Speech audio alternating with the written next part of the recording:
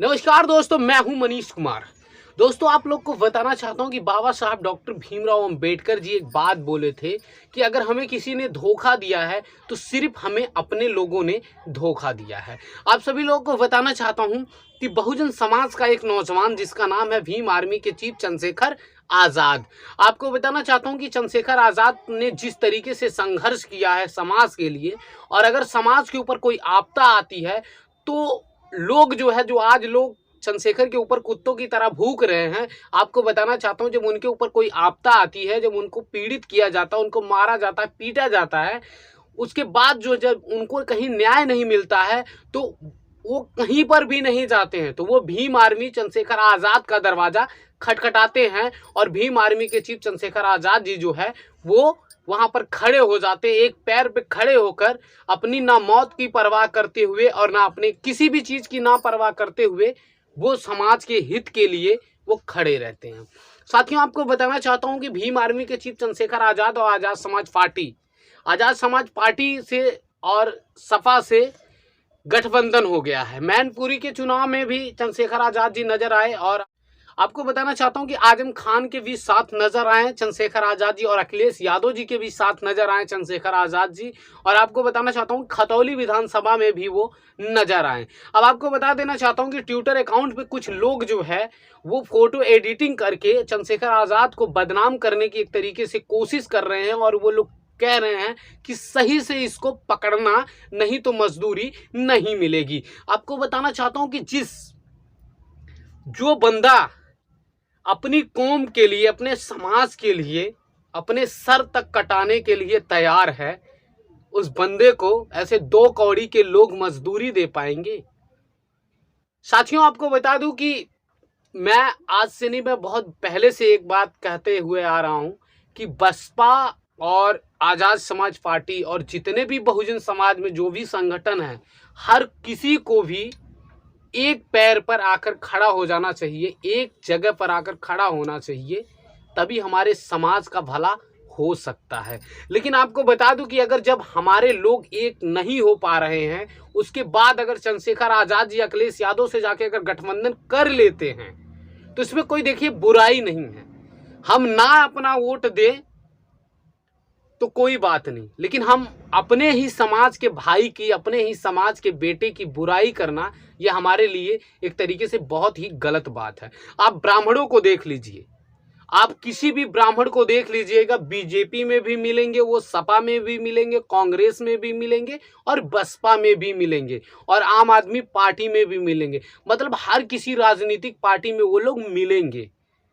लेकिन अगर हमारे बहुजन समाज का अगर कोई भी भाई किसी अदर लोगों में चला गया तो आपको बताना चाहता हूं उससे क्या है, हमारे समाज के लोग उसे गद्दार कह देते हैं।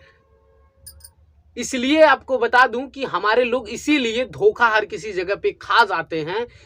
वो भी क्यों खा जाते हैं? क्योंकि हमारे लोग जो है हर किसी जगह पर नहीं है।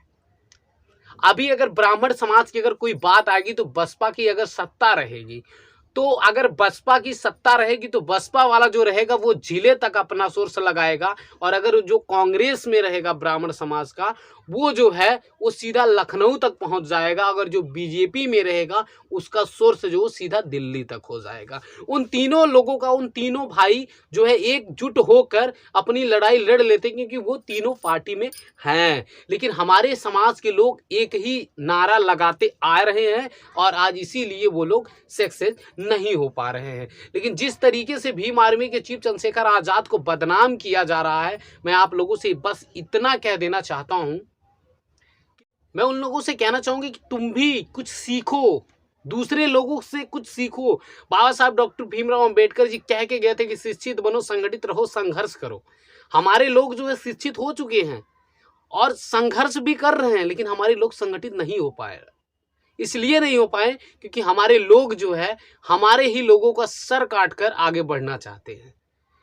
दरअसल आपको बता दूं कि मेरी जो बातें होगी वो हो सकता है कई मेरे समाज के लोगों के दिलों में चुभ सकती है, लेकिन मैं जो बोलता हूँ वो सही बोलता हूँ। इसलिए सही बोलता हूँ क्योंकि आपको बताना चाहता हूँ कि बाबा साहब जो कह के गए, हमने सिर्फ उसको नारों में, सिर्फ हम नारे लगाते रह गए, लेकिन बाबा साहब की जो सही बात थी ना वो ब्राह्मण समाज के लोग समझे। आप ब्राह्मण समाज को देख लीजिए, अदर समाज के लोगों को देख लीजिए कि वो लोग शिक्षित भी हैं, संगठित भी हैं और वो लोग संघर्ष भी कर रहे हैं। क्योंकि आपको बता दूं कि उनका एक भाई अगर छोटा रहता है तो उसको बड़ा बनाने में वो लोग जोरों शोर से उसके लिए सोर्स लगाना चालू कर देते हैं। लेकिन हमारा अगर एक भाई अगर गरीब है ना, तो हम उसे उठाने की बजाय हम उसको और नीचा गिरा देते हैं। तो ये मैं आप लोगों से बात करने के लिए आया था साथियों, जितने भी बहुजन समाज के जो अदर संगठनों में जो बटे हुए लोग हैं, कहीं पर भी हों, सभी लोगों से मैं निवेदन करूंगा, विनम्र निवेदन करूंगा। और चंद्रशेखर आजाद जी, मैं आपसे भी कह देना चाहता हूं कि जो सम्मान अपने घर में मिलता है वो सम्मान कभी बाहर नहीं मिलता है।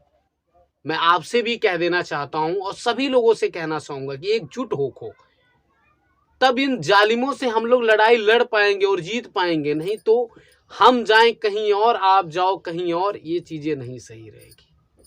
तो मैं बसपा के भी लोगों से कहना चाहूंगा, बहन जी से भी रिक्वेस्ट करूंगा कि आप भी कुछ सोचिए और आप भी एकजुट होने की कोशिश करिए। और चंद्रशेखर आजाद जी, आप भी, तो हमारा ताकि जो है हमारा जो ये समाज, जो हमारा ये पिछड़ा हुआ समाज, जहाँ पे हमें लोग मारते हैं, पीटते हैं, सब कुछ कर देते हैं हमारे साथ, हमारा कहीं पे भी हमें न्याय तक नहीं मिलता, कम से कम हमारा भला तो हो पाएगा, हमारा जो समाज है वो खुशहाल हो पाएगा। तो ये मैं आप लोगों से बात करने के लिए आया था साथियों। अगर वीडियो मेरी अच्छी लगे तो मेरी वीडियो को जरूर आप लोग शेयर करिए, लाइक करिए, और अगर आप मेरे चैनल पे नए हैं तो आप मेरे चैनल को जरूर सब्सक्राइब करिए। जय भीम।